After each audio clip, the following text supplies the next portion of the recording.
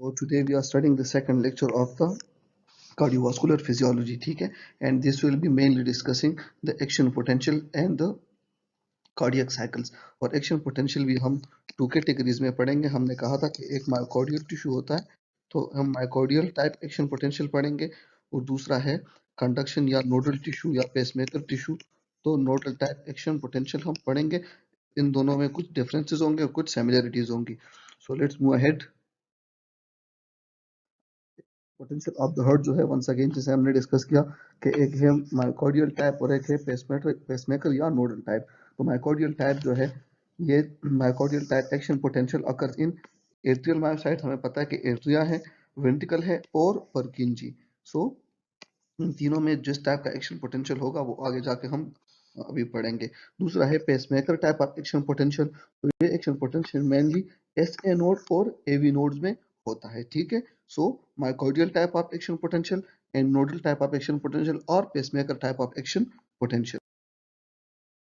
Okay, so starting with the phases of the action potential, and that is myocardial type. तो याद रखें कि myocardial type of action potential के 5 phases होंगे। phase 0, phase 1, phase 2 और फिर phase 3 ये जो है, और फिर phase 4। तो ये 0 से 4 तक टोटल 5 phases हो गए। अच्छा, before going into detail of these phases, मैं एक membrane बना देता हूँ and let's recall all the channels that we have studied. So channel number 1 हमने पढ़ा था, वो था अनगेटेड पोटाशियम चैनल। इसका मतलब है कि इस पे कोई गेट नहीं है और इससे पोटाशियम बाहर लीक होता रहेगा, ठीक है, ये आउटसाइड एरिया है। अच्छा, दूसरा गेट जो हमने पढ़ा था वो था गेटेड सोडियम चैनल। उसका ये ऊपर वाला गेट जो एक्टिवेशन गेट था, ये क्लोज रहता था रेस्टिंग पोटेंशियल में, और जो इनएक्टिवेशन गेट था ये वाला, ये ओपन रहता था, ठीक है। This becomes sodium channel. इसके बाद है पोटाशियम चैनल। वो गेटेड पोटाशियम चैनल है, ये अनगेटेड है। तो गेटेड जो है रिपोलराइजेशन स्टेज में या रेस्टिंग स्टेज में ओपन होता है, ठीक है, और डीपोलराइजेशन के साथ ये क्लोज होता है। तो दिस बिकम्स पोटाशियम चैनल, लेकिन गेटेड पोटाशियम। और फिर हमारे साथ एक और चैनल है, that is called calcium channel, and that is like sodium channel but it is slow to open, ठीक है। इसका मतलब है कि पहले सोडियम ओपन होएगा, फिर कैल्शियम का चैनल ओपन होएगा। और दूसरी बात यह है कि इसके साथ कोई दूसरा इनएक्टिवेशन गेट नहीं होता। With all this discussion, let me draw a simple another diagram that will be showing a diagrammatic or schematic representation of the uh, action potential। तो हमारे साथ ये था कि एक ये ऊपर वाला पेज हो गया, ठीक है, फेज 0। फिर इसके बाद एक प्लेटू पेज बन गया, ठीक है। फिर प्लेटू पेज के बाद हमारे साथ ये सॉरी ये इसमें ये वाला पेज भी हम वो कर देंगे। फिर प्लेटू पेज के बाद डाउनवर्ड, और डाउनवर्ड के बाद फिर रेस्टिंग। तो ये हो गया 1, ये 2, ये 3, ये 4 और ये 5। तो इसको हम 0, 1, 2, 3 एंड 4 फेजेस कहेंगे। Now let's start our discussion. तो इनिशियल क्या होता है कि फर्स्ट ऑफ ऑल जब इम्पल्स आता है तो पहले कौन सा गेट ओपन होगा? सोडियम, क्योंकि पोटेशियम तो ऑलरेडी ओपन है। सोडियम गेट जो ये फास्ट ओपन होता है, तो ये वाला एक्टिवेशन गेट ओपन होगा और ये स्लोली स्लोली क्लोज होगा। तो ये जो ओपन होगा, so there will be a gush of sodium inside, ठीक है। और ये सोडियम इनसाइड जो है अंदर पॉजिटिव चार्ज को ज्यादा करेगा, इसलिए देयर इज ए अपस्ट्रोक, ठीक है। और ये वोल्टेज का लाइन ऊपर जाएगा। जो ही ये यहाँ पे पहुंचता है तो यहाँ पे 2 इवेंट्स हो जाते हैं, ठीक है। एक तो ये हो जाता है कि ये एक्टिवेशन गेट इसका क्लोज होने लगता है, तो ये ऊपर जा नहीं देता, थोड़ा सा नीचे लेके आता है। और दूसरा ये कि इसके साथ ये पोटेशियम चैनल्स ओपन हो जाते हैं और पोटेशियम बाहर जाने लगता है। तो इट मीन्स कि it is taking the positive charge outside. जब ये पॉजिटिव चार्ज आउटसाइड लेके जाएगा तो ये जो वोल्टेज ऊपर गया था इसको ये थोड़ा नीचे लेके आएगा। लेकिन जब इस पॉइंट पे आ जाता है तो फिर क्या होता है कि कैल्शियम चैनल ओपन हो जाता है और कैल्शियम अंदर आता है। तो यहाँ पे एक बैलेंस का सिचुएशन बन जाता है। उस बैलेंस सिचुएशन में क्या होता है कि पोटेशियम बाहर निकला जा रहा है और कैल्शियम अंदर आ रहा है। So one ion going out, one ion coming in. So यहाँ पे एक प्लेटू पेस बन जाता है, ठीक है। ना ये ऊपर जाने दे रहा है इसको और ना नीचे आने दे रहा है। लेकिन विद टाइम क्या हो जाता है कि ये कैल्शियम बंद हो जाएगा और ये पोटेशियम फिर भी बाहर निकल रहा है थ्रू दिस चैनल, और इस चैनल से तो लीक कर ही रहा है। इसका मतलब ये कि पोटेशियम डोमिनेट करेगा और ये प्लेटू नीचे की तरफ आ जाएगा, ठीक है। So hope this is clear. Now let's study from the theory कि फेज जीरो में क्या हो जाता है, इसको रैपिड अप स्ट्रोक कहते हैं and this is due to the voltage gated sodium channel opening, जो कि हमने पढ़ा। फिर फेज वन होता है इनिशियल रिपोलराइजेशन। रिपोलराइजेशन का मतलब ये कि अप स्ट्रोक जो है इसको थोड़ा हमने नीचे लेके आना होता है। तो ये क्या हो जाए कि as role repolarization is opposite to depolarization, that is how inactivation अब सोडियम चैनल हो जाता है जो कि डिपोलराइजेशन में ओपन होते हैं and opening of the voltage gated potassium channels, ठीक है। और हमें पता है कि ये ओपनिंग जो होती है ये रेस्टिंग एंड रिपोलराइजेशन फेज में होती है। तो अभी रिपोलराइजेशन हमारी स्टार्ट हो गई है, इनएक्टिवेशन क्लोज हो गया है, ठीक है। तो ये पोटेशियम गेट जो है ये ऑटोमेटिकली ओपन हो जाता है। फिर फेज टू प्लेटो है, तो प्लेटो में हमने बताया कि अगर एक पोटेशियम सेल से बाहर जा रहा है, एक कैल्शियम अंदर आ रहा है, सो the opening on the calcium channel, these are slow, it takes time and open in phase 2, while sodium channel are fast, that is why open in phase 0। Calcium जो है ये बैलेंस करता है पोटेशियम इफ्लक्स को। Efflux meaning of potassium, movement of potassium outside the cell that has already started in phase 1। So क्या होता है कि कैल्शियम इन्फ्लक्स इनटू मायोसाइट जो है ये further release of calcium from sarcoplasmic reticulum करता है and then causes the construction. और आगे जाके हम इसके टू टाइप्स ऑफ रिसेप्टर, एक रेनाडाइन रिसेप्टर, एक नॉर्मल कैल्शियम चैनल के रिसेप्टर इंशाल्लाह ये जाके पढ़ेंगे। और फिर होता है पेज थ्री। तो पेज थ्री में रिपिड रिपोलराइजेशन होती है। रिपिड रिपोलराइजेशन का मतलब ये है कि अगर आपने ये कैल्शियम चैनल क्लोज कर दिया और पोटेशियम स्टिल ओपन है, तो क्या होता है कि बाहर पोटेशियम ज्यादा जा रहा है, पॉजिटिव चार्ज जो अंदर कैल्शियम का आ रहा था वो बंद हो जाता है। So as a result inside negative होता चला जा रहा है, और अगर इनसाइड नेगेटिव होता चला जा रहा है तो इट मीन्स कि ये रिपोलराइजेशन या रैपिड रिपोलराइजेशन स्टेज है। और फेज फोर जो है वो रेस्टिंग स्टेज है। रेस्टिंग स्टेज का मतलब ये है कि यहाँ पे सिर्फ पोटेशियम कंडक्टेंस होती है, और हमें पता है कि रेस्टिंग स्टेज में अगर कोई भी चैनल ओपन ना हो तो हमारे साथ ये चैनल है जो अनगेटेड पोटेशियम चैनल है, और इससे बाहर पोटेशियम लीक होता रहता है। तो हो this myocardial type of action potential is clear by now. Phase zero sodium, phase one potassium, phase two calcium and potassium, phase 3 once again potassium, and phase 4 resting stage। Now we come to the phases of pacemaker type या nodal type of action potential, ठीक है। जो हमारे साथ mainly हमने कहा था कि ऐसे और एवी नोड में होता है। इसमें जो फेज जीरो है ये थोड़ा डिफरेंट है उससे। वो ये है कि इसका फेज जीरो जो है due to the lack of fast sodium channel. याद रखें कि स्लो सोडियम चैनल इसमें फिर भी होते हैं, लेकिन वो अपस्ट्रोक के लिए जो फास्ट सोडियम चैनल थे वो इसमें मिसिंग है। तो that is why the upstroke is carried out by calcium channel which is a slow channel. अच्छा, आप लोग के लिए मजे की बात यह है कि फेज वन और फेज टू जो है ये नोडल टाइप या phase maker type of action potential में नहीं होते, और जो नहीं होते तो आपके लिए आसान हो गया है। Now let's come to the phase three. Okay, तो फेज थ्री में रिपोलराइजेशन होती है, और रिपोलराइजेशन में हमें पता है कि ओनली पोटेशियम चैनल्स ओपन होते हैं, ठीक है। और ये मेम्ब्रेन से आउटवर्ड जाते हैं, ठीक है। और फिर हमारे साथ फेज फोर आ जाता है, इसको हम स्लो डिपोलराइजेशन कहते हैं and it is due to the sodium channel का ना, और इस चैनल्स को हम फनी चैनल्स कहते हैं। So let me explain in little diagram. तो हमारे साथ जो इस पेसमेकर का एक्शन पोटेंशियल है ये ऐसे जाता है। ये हो गया हमारे साथ फेज फोर, ठीक है। और फेज फोर के बाद हमेशा फेज जीरो, तो फेज जीरो थोड़ा ऊपर स्लोप करता है, ठीक है। और फेज जीरो के साथ हमारे साथ टू और वन और टू तो मिसिंग है, तो फेज थ्री। और फेज थ्री के बाद वंस अगेन फिर फेज फोर जो ये वाला है, ठीक है। तो ये तो हमने पढ़ा कि ये कैल्शियम की वजह से होता है।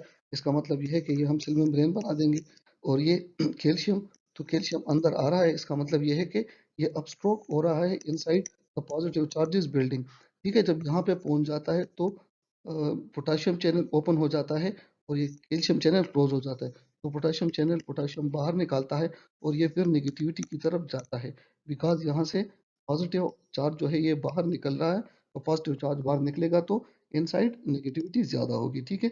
और फिर ये फेज थ्री से आ जाता है वंस अगेन इस फेज फोर पे। इस फेज फोर पे याद रखिए कि there is spontaneous opening of a sodium channel that is called IF या फनी सोडियम चैनल। लेकिन ये याद रखें कि इस फनी सोडियम चैनल के साथ सम बुक्स में एक दो और भी चैनल्स मेंशन है।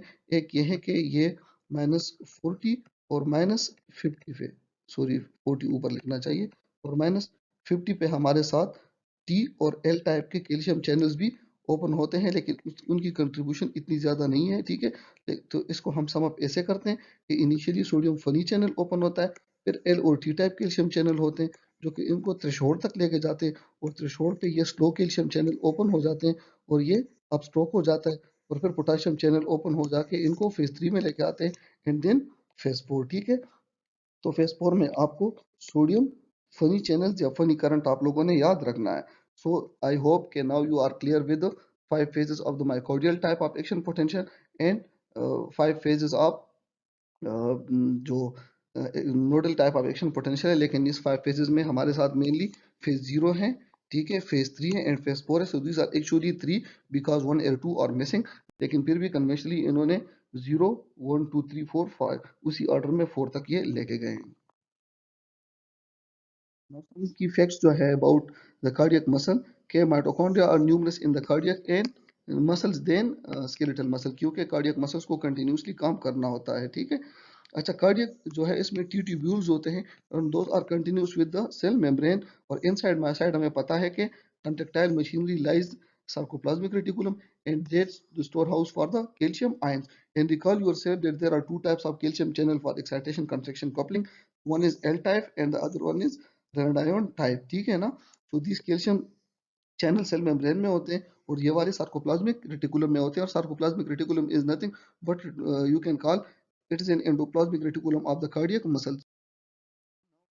Cardiac cycles, to understand cardiac cycle we have divided into two categories जो कि हमें उनको पहले से पता है, एक है डायस्टोल और फिर एक है सिस्टोल। सो डायस्टोल में वंस अगेन हमारे साथ 4 phases है, आइसोवॉल्यूमिक रिलैक्सेशन, फिर है रैपिड वेंट्रिकुलर फिलिंग, फिर है स्लो वेंट्रिकुलर फिलिंग, और फिर है एट्रियल किक। इसका मतलब यह है कि इसमें वॉल्यूम कांस्टेंट रहेगा, फिर इस स्टेज में बहुत ज़्यादा फ्लूइड जो है या ब्लड वो हार्ट में वेंट्रिकल्स में फिल हो जाएगा, ठीक है। फिर थोड़ा जो बाकी रहता है वो वेंट्रिकल में फिल हो जाएगा, और जो खुद फिल नहीं हो रहा उसको एट्रियल किक देके वेंट्रिकुलर में फेंक देगी, ठीक है। फिर जो है सिस्टोल है, तो सिस्टोलिक में इनिशियली आइसोवॉल्यूमिक कंट्रैक्शन होता है। आइसोवॉल्यूमिक कंट्रैक्शन यह है कि जो वॉल्यूम हार्ट में आ चुका है उसी वॉल्यूम पे हार्ट कंट्रैक्ट करेगा, आइसो मीन सेम। और फिर उसके बाद इजेक्शन फेज है, तो एक है रैपिड वेंट्रिकुलर इजेक्शन और फिर है रिड्यूस वेंट्रिकुलर इजेक्शन। इसका मतलब है कि जो ब्लड हार्ट में आ गया है उसको हार्ट बाहर निकालेगा। तो अच्छा, मैंने एक काम जानबूझ के किया है, वो ये कि इसके साथ मैंने वो डायग्राम नहीं डाला है, क्योंकि मुझे पता है कि most of the time we waste time number first understanding the theory and then understanding the diagram, और एग्जाम में हमारे से यही थ्योरी में जो पॉइंट है यही पूछते हैं, ठीक है। सो अगर आप लोगों को फिर भी चाहिए तो I can add another lecture where I can add diagrams for you people. So number first is isovolumic relaxation. So हमेशा सिस्टोल के बाद ही डायस्टोल आएगा। So after systole during this phase the ventricle has already ejected the stroke volume, और only in systolic volume उसमें पड़ा रहता है, that is approximately 60 to 80 ml पर वेंट्रिकल। अच्छा, during this phase all the valves are close, अगर valve close है तो इसमें ब्लड नहीं आ रहा, और ब्लड नहीं आ रहा है तो इसको इसलिए हम कहते हैं आइसो वॉल्यूमिक रिलैक्सेशन, और कंट्रैक्शन के बाद ऑब्वियसली ये खुद को रिलैक्स करने की कोशिश करेगा। Then there is a phase that is called rapid ventricular filling, जिसके नाम से पता चलता है कि इन फेजेस में pressure in the ventricle so much fall that it allows the metal and tricuspid walls to open।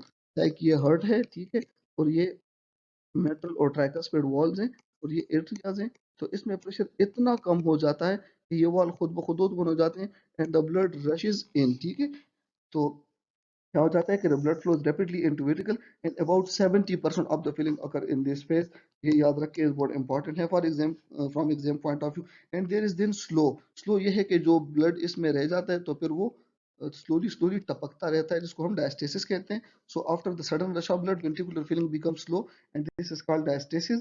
और डायस्टेसिस जो है 20% फिलिंग करता है, तो 70% और 20%, और जो रहता है 10% वो जो है atrial kick. So late rapid filling जो है 10% of the ventricular filling occurs because of the atrial contraction or atrial kick। तो after the atrial systole the volume of the ventricle is and diastolic volume, ठीक है, और इसको हम कहते हैं 130 to 150 ml पर वेंट्रिकल, और जो एंड सिस्टोलिक था वो था 60 to 80। Now as the ventricles are filled, so it is a time for systole to happen। So systole में क्या होता है, isovolumic contraction। तो नाम से पता चलता है कि ऑल वॉल क्लोज हो जाएंगे और जो वेंट्रिकल्स हैं that is fill with blood, ठीक है, and no more blood is entering or leaving, and this is called isovolumic contraction. So now once again all the walls are closed and the blood, like in diastolic volume, is neither leaving the ventricle nor any more blood is entering into the ventricle. With this much volume the ventricle begins to contract and the pressure rises, and this phase is called isovolumic, it is V, sorry, isovolumic contraction, ठीक है। तो hope के iso diastole के आइसोवॉल्यूमिक relaxation, फिर rapid filling, फिर slow filling, फिर atrial kick के बाद हमारे साथ आ जाता है आइसोवॉल्यूमिक कंट्रैक्शन, ठीक है, जिसमें जो in diastolic volume that will be present in the ventricle and the ventricle will begin to contract, and after contraction obviously it is the ejection phase जो कि टू phases में है। एक रैपिड है जो कि फर्स्ट वन थर्ड मतलब कम time में होगा, और फिर स्लो है जो कि ज्यादा टाइम लेगा, लेकिन रैपिड इजेक्शन जो है 70% ऑफ द एम्प्टिंग करेगा, और जो स्लो इजेक्शन है 30% एम्प्टी करेगा। और क्या होता है कि due to isovolumic contraction the pressure in the left ventricle rises so much that it is above the 8 while the pressure in the right atrium rises above the ये 80 है और 8 मिलीमीटर। अब mercury this pressure open the aortic and pulmonic wall जो कि obvious है, and the blood is emptied into ionic and pulmonary trunk, and with this there happens the ejection phase जो कि हमने पढ़ा कि एक रैपिड और एक slow component में। So hope with this the concept of myocardial type and nodal type action potential is clear, and the concept of the cardiac cycle with the diastole and systole। diastole का isovolumic relaxation, फिर rapid, फिर slow atrial kick, और systole जो है उसमें isovolumic contraction, ejection phase that is rapid and slow ejection. So with this we come to the end of this lecture. Thank you so much.